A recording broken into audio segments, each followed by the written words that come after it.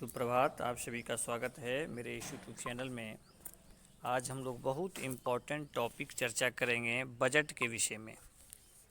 देखिए, बहुत अच्छा हम लोग देखेंगे कि बजट जो केंद्रीय बजट है 2022-23 के प्रमुख बिंदु क्या हैं। तो केंद्रीय वित्त एवं कॉरपोरेट कार्य मंत्री श्रीमती निर्मला सीतारमण द्वारा 1 फरवरी को सूक्ष्म आर्थिक स्तर पर सभी समेकित कल्याण पर जोर देते हुए 39.45 लाख करोड़ रुपये का केंद्रीय बजट पेश किया गया। 39.45 लाख करोड़ रुपया का केंद्रीय बजट जो है पेश किया गया। थोड़ा सा ध्यान रखिएगा, 2022-23 के बजट के मुख्य बातें हैं। कुल व्यय एवं मुख्य फोकस। पहला इम्पोर्टेंट कि रोजगार सृजन को अधिक करना तथा आर्थिक गतिविधियों को बढ़ावा देना। दूसरा है कि बजट में कुल सरकारी व्यय चालू वर्ष की तुलना में 6% अधिक किए जाने तथा राज्यों को 1 लाख करोड़ रुपये की अतिरिक्त सहायता दिए जाने की घोषणा की गई है। बहुत इम्पोर्टेंट है। राज्य इसके लिए प्रयास भी कर रहे थे, डिमांड भी कर रहे थे।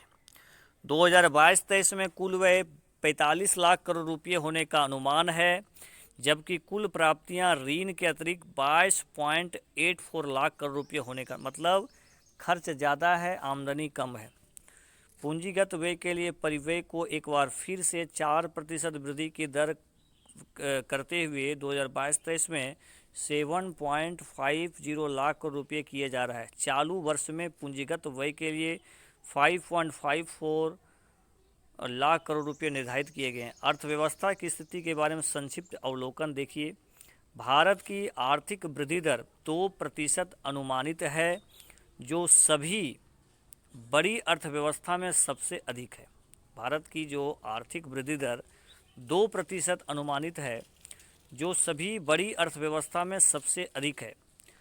दूसरा इम्पोर्टेंट चीज़ है कि डॉलर के संदर्भ में भारत का सकल घरेलू उत्पाद जीडीपी पहले ही 3 ट्रिलियन को पार कर चुका है।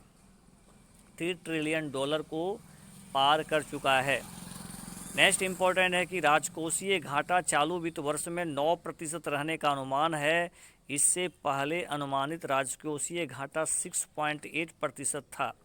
2022-23 के लिए सरकार का राजकोषीय घाटा 16,61,196 करोड़ रुपये रहने का अनुमान है। मुद्रास्फीति का बढ़ता स्तर अर्थव्यवस्था के लिए चिंता का विषय बना हुआ है।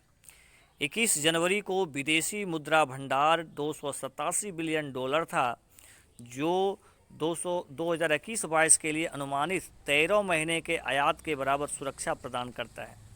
नेक्स्ट इम्पोर्टेंट है कि बजट में अवसंरचना विकास हेतु प्रावधान क्या है। प्रधानमंत्री गति शक्ति राष्ट्रीय मास्टर प्लान में आर्थिक परिवर्तन, निर्बाध बहुपक्षीय कनेक्टिविटी और लॉजिस्टिक दक्षता के लिए 7 कारकों को शामिल किया जाएगा। पहला है 7 कारकों में कौन कौन चीज़ आता है प्यारे मेरे मित्रों, इसको ध्यान रखिएगा। सड़क, रेल मार्ग, हवाई मार्ग, विमानपत्तन, माल परिवहन, जलमार्ग और लॉजिस्टिक अवसंरचना शामिल है। सभी 7 इंजन कारक एक साथ अर्थव्यवस्था को आगे बढ़ाएंगे। अगले 3 साल के दौरान 400 उत्कृष्ट वंदे मातरम रेलगाड़ियों का निर्माण किया जाएगा और रेलवे द्वारा छोटे किसान और सूक्ष्म लघु एवं मध्यम उद्यमों एमएसएमई के लिए नई उत्पाद भी विकसित किए जाएंगे। बहुत इम्पोर्टेंट है। नेक्स्ट इम्पोर्टेंट है कि पार्सलों की आवाजाही को सुगम बनाने के लिए डाक और रेलवे नेटवर्क के एकीकरण की घोषणा की गई है। नेक्स्ट इम्पोर्टेंट है कि राजमार्गों के लिए मास्टर प्लान तैयार किया गया है। इसके तहत 2022-23 में 25,000 किलोमीटर राष्ट्रीय राजमार्ग को पूरा करने का लक्ष्य है। नेक्स्ट इम्पोर्टेंट है कृषि और किसान कल्याण मंत्रालय के लिए बजट आवंटन 2022-23 वित्तीय वर्ष के लिए 1,32,513 करोड़ रुपये। फसल मूल्यांकन, भूमि अभिलेखों के डिजिटलीकरण और कीटनाशकों के छिड़काव के लिए किसान ड्रोन को बढ़ावा दिया जाएगा। नेक्स्ट इम्पोर्टेंट कि नाबार्ड के माध्यम से कृषि और ग्रामीण उद्योग से जुड़े स्टार्टअप को वित्तीय मदद के लिए मिश्रित पूंजी कोष की सुविधा प्रदान की जाएगी। नेक्स्ट इम्पॉर्टेंट है शिक्षा। विश्व स्तरीय गुणवत्ता युक्त सार्वभौमिक शिक्षा तक देश भर के छात्रों को पहुंच प्रदान करने के लिए एक डिजिटल विश्वविद्यालय की स्थापना की जाएगी। नेक्स्ट है पीएम ई विद्या के एक कक्षा एवं टीवी चैनल कार्यक्रम को 200 टीवी चैनलों पर दिखाया जाएगा। नेक्स्ट इम्पॉर्टेंट है कि महत्वपूर्ण चिंतन कौशल और प्रभावी शिक्षण वातावरण को बढ़ावा देने के लिए वर्चुअल प्रयोगशाला और कौशल प्रयोगशाला की स्थापना की जाएगी। नेक्स्ट इम्पॉर्टेंट चीज़ें हैं शिक्षा के क्षेत्र में कौशल और आजीविका के लिए डिजिटल पारिस्थितिकी तंत्र देश स्टैक की पोर्टल लॉन्च किया जाएगा। नेक्स्ट है स्वास्थ्य देखरेख। केंद्रीय बजट में स्वास्थ्य क्षेत्र के लिए है ना 86,200.65 करोड़ रुपये आवंटित किए गए हैं। गुणवत्तापूर्ण मानसिक स्वास्थ्य परामर्श और देखरेख सेवाओं के लिए राष्ट्रीय टेली मानसिक स्वास्थ्य कार्यक्रम शुरू किया जाएगा। नेक्स्ट है राष्ट्रीय डिजिटल स्वास्थ्य इकोसिस्टम के लिए खुला मंच शुरू किया जाएगा। नेक्स्ट है राष्ट्रीय स्वास्थ्य मिशन के लिए बजट आवंटन 2021-22 में 36,576 करोड़ रुपये से बढ़कर 2022-23 में 3700 करोड़ रुपये किया गया। कर प्रस्ताव देखिए, आयकर रिटर्न दाखिल करने में हुई चूक को सुधारने के लिए करदाताओं को वन टाइम विंडो की अनुमति दी गई है। ये वे आकलन वर्ष से 2 साल के भीतर अद्यतन रिटर्न दाखिल कर सकते हैं। नेक्स्ट है वर्चुअल डिजिटल परिसंपत्तियों के लिए विशेष कर प्रणाली लागू की गई है। किसी भी वर्चुअल डिजिटल परिसंपत्ति के हस्तांतरण से होने वाली आय पर 30% कर का प्रस्ताव किया गया है। नेक्स्ट है लेन देन के विवरण के लिए वर्चुअल डिजिटल परिसंपत्ति के हस्तांतरण के संबंध में किए गए भुगतान पर एक निश्चित मौद्रिक सीमा के ऊपर की रकम के लिए 1% की दर से TDS टैक्स डिडक्टेड सोर्स दिए होगा। वर्चुअल डिजिटल परिसंपत्ति के उपहार पर भी प्राप्तकर्ता को यहाँ कर देय होगा। सरकार द्वारा जल्द ही ब्लॉकचेन तकनीक पर आधारित डिजिटल रुपया की शुरुआत की जाएगी। बहुत इंपॉर्टेंट है। सूक्ष्म लघु और मध्यम यानी MSME के लिए क्या प्रोत्साहन है? MSME के लिए 5 वर्षों की अवधि का raising and accelerating MSME performance programme है ना 6,000 करोड़ रुपये का परिवेश शुरू किया जाएगा। नेक्स्ट है 130 लाख MSME को आपातकालीन क्रेडिट लाइन गारंटी योजना के तहत अतिरिक्त कर दिया जा चुका है। इस योजना को मार्च 2023 तक बढ़ाया जाएगा। नेक्स्ट है ECLGS के तहत गारंटी कवर को 50,000 करोड़ रुपये से बढ़ाकर 5 लाख करोड़ रुपया कर दिया जाएगा। नेक्स्ट है हर घर नल से जल योजना। हर घर नल से जल योजना के तहत 2022-23 के केंद्रीय बजट में 3.8 करोड़ रुपया परिवारों को शामिल करने के लिए 60,000 करोड़ रुपये का आवंटित किए गए हैं। हर घर नल जल योजना के बारे में योजना का आरंभ जो है वर्ष 2019 में हुआ। नोडल एजेंसी जल शक्ति मंत्रालय है। उद्देश्य है 2024 तक हर ग्रामीण घर में पाइप से पीने का पानी उपलब्ध कराना। यह सरकार के प्रमुख कार्यक्रम जल जीवन मिशन का एक घटक है। क्रियान्वयन देखिए, यह योजना एक अनूठे मॉडल पर आधारित है। इसमें ग्रामीणों को शामिल करते हुए पानी समितियां गठित की जाती है और ये समितियां यह तय करती है कि अपने द्वारा उपभोग किए जाने वाले पानी के लिए ग्रामीण क्या भुगतान करेंगे। पानी समितियों द्वारा निर्धारित शुल्क गांव के सभी निवासियों के लिए एक समान नहीं होगा। जिन ग्रामीणों के पास बड़े घर हैं वे अधिक भुगतान करेंगे, जबकि गरीब परिवारों जिन घर में कोई कमाने वाला सदस्य नहीं है उन्हें इस शुल्क से छूट दी जाएगी। आवश्यकता क्या है प्यारे हमारे मित्रों?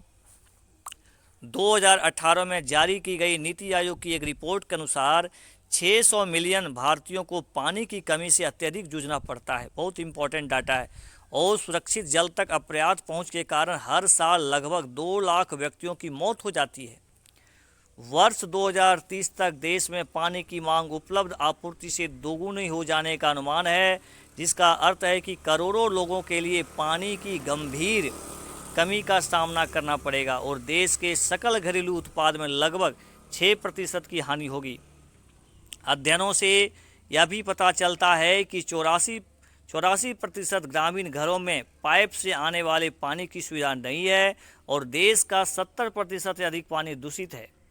अब थोड़ा सा हम लोग देखें जल जीवन मिशन के बारे में। जल जीवन मिशन के तहत वर्ष 2024 तक सभी ग्रामीण घरों में क्रियात्मक घरेलू नल कनेक्शन के माध्यम से प्रति व्यक्ति प्रतिदिन 55 लीटर जल की आपूर्ति की परिकल्पना की गई है।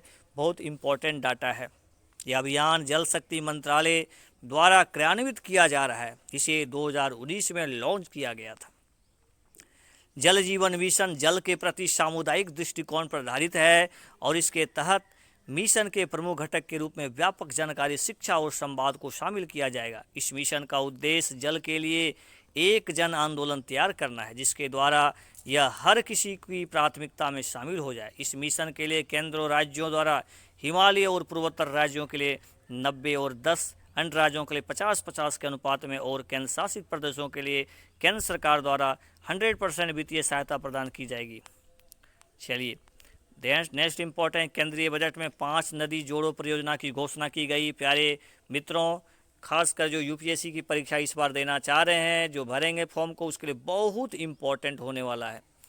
केंद्रीय वित्त मंत्री निर्मला सीतारमण ने अपने बजट भाषण में भारत में 5 नदी जोड़ो परियोजना का प्रस्ताव रखा है। बहुत इंपॉर्टेंट, इसको याद कर लीजिएगा।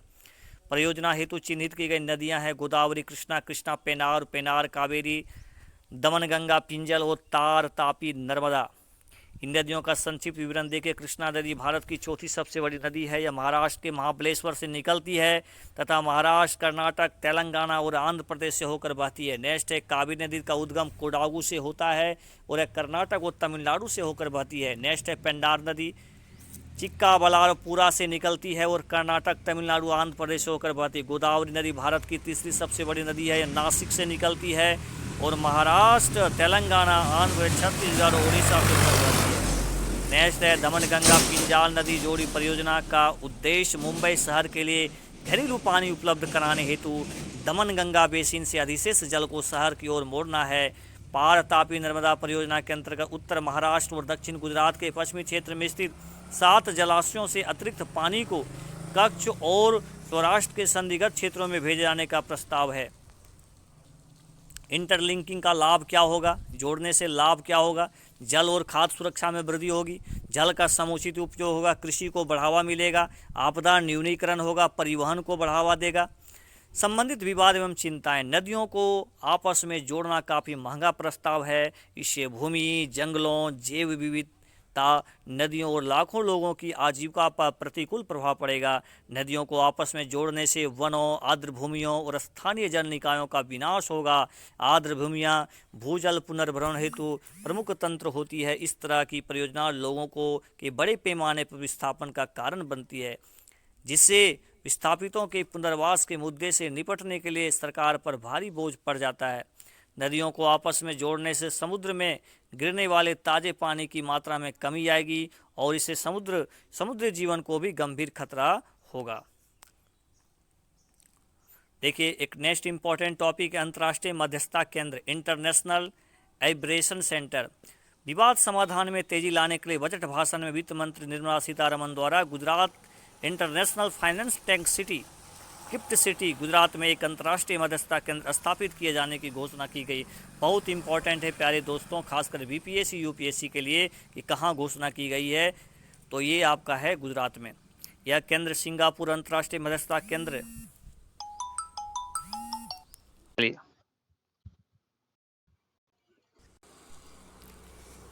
यह केंद्र सिंगापुर अंतर्राष्ट्रीय मध्यस्थता केंद्र या लंदन वाणिज्यिक मध्यस्थता केंद्र की तरफ स्थापित होगा। अंतर्राष्ट्रीय वित्तीय सेवा केंद्र के बारे में, अंतर्राष्ट्रीय वित्तीय सेवा केंद्र घरेलू अर्थव्यवस्था के अधिकार क्षेत्र से बाहर के ग्राहकों की वित्तीय आवश्यकताओं को पूरा करते हैं।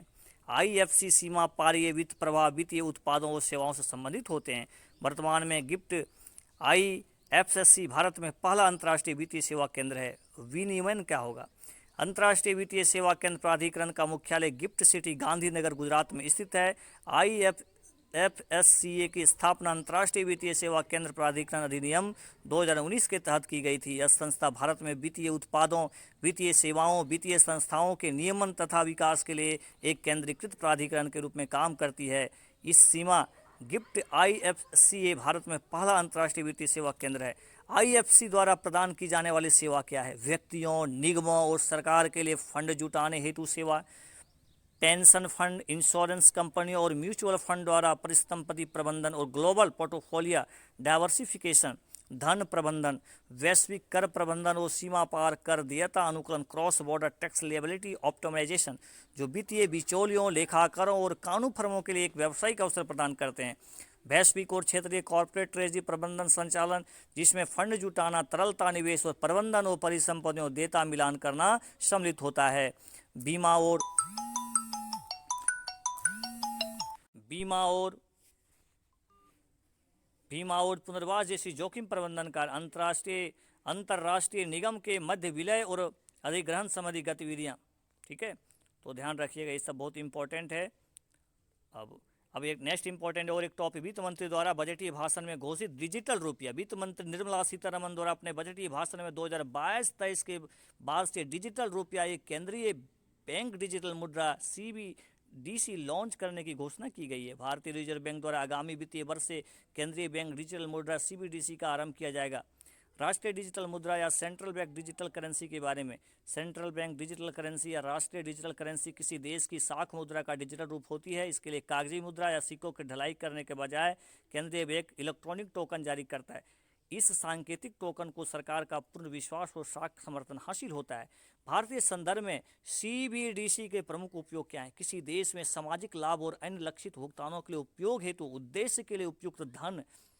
ऐसे मामलों में केंद्रीय बैंक द्वारा आश्रित लाभार्थियों के लिए पूर्व क्रमादेशित सेंट्रल बैंक डिजिटल करेंसी का भुगतान किया जा सकता है, जो केवल एक विशिष्ट उद्देश्य के लिए मान्य होगी। दूसरा है विदेशों से देश में शीघ्रता से रकम भेजने के लिए, है ना, इसका उपयोग किया जा सकता है। भारत सहित दुनिया की प्रमुख अर्थव्यवस्थाओं के मध्य अंतर्राष्ट्रीय सहयोग से CBDC के हस्तांतरण और परिवर्तन हेतु आवश्यक बुनियादी ढांचा और तंत्र का निर्माण किया जा सकता है। CBDC के माध्यम से किए जाने वाले भुगतान के लेन देन हेतु भुगतान उपकरण उपलब्ध कराए जा सकते हैं। इसके अलावा CBDC तक सार्वभौमिक रूप से पहुँच बनाने के लिए इसकी कार्यप्रणाली में ऑफलाइन भुगतान को भी शामिल किया जा सकता है। CBDC की मदद से भारत में सूक्ष्म, लघु और मध्यम उद्योग MSME को तत्काल ऋण देना भी संभव हो सकता है। CBDC की आवश्यकता क्या है? एक आधिकारिक डिजिटल मुद्रा बिना किसी इंटरबैंक सेटलमेंट के रियल टाइम भुगतान को सक्षम करते हुए मुद्रा प्रबंधन की लागत को कम करेगी। दूसरा है भारत का काफ़ी उच्च मुद्रा DGP अनुपात। सेंट्रल बैंक डिजिटल मुद्रा का एक और लाभ, इसके माध्यम से काफ़ी हद तक नकदी के उपयोग को CBDC द्वारा प्रतिस्थापित किया जा सकता है तथा कागजी मुद्रा की छपाई, परिवहन, भंडारण की लागत को काफ़ी हद तक कम किया जा सकता है। चूँकि इस व्यवस्था के तहत व्यक्ति से दूसरे व्यक्ति में मुद्रा अंतरण केंद्रीय बैंक की जिम्मेदारी होगी, अतः इंटर बैंक निपटान, इंटरबैंक सेटलमेंट की जरूरत समाप्त हो जाएगी। नेक्स्ट है राष्ट्रीय डिजिटल मुद्रा शुरू करने में चुनौतियां क्या है? सबसे पहला संभावित साइबर सुरक्षा खतरा। दूसरा है आबादी में डिजिटल साक्षरता का अभाव। तीसरा है डिजिटल मुद्रा की शुरुआत से विनिमय, निवेश और खरीद पर नज़र रखने, व्यक्तियों पर कर लगाने आदि संबंधित विभिन्न चुनौतियों का भी उत्पन्न होती है। नेक्स्ट है निजता के लिए खतरा। डिजिटल मुद्रा के लिए किसी व्यक्ति की कुछ बुनियादी जानकारी एकत्र करनी आवश्यक होती है ताकि व्यक्ति यह साबित कर सके कि वह उस डिजिटल मुद्रा का धारक है। चलिए, थैंक यू सभी को। और भी कुछ इम्पोर्टेंट बजट से रिलेटेड होंगे तो मैं नेक्स्ट वीडियो में आपको डालने का प्रयास करूंगा। Thank you very much. अभी तक यदि आप मेरे इस चैनल को सब्सक्राइब नहीं किए हैं, सब्सक्राइब कीजिए, लाइक कीजिए, शेयर कीजिए। थैंक यू वेरी मच सभी को।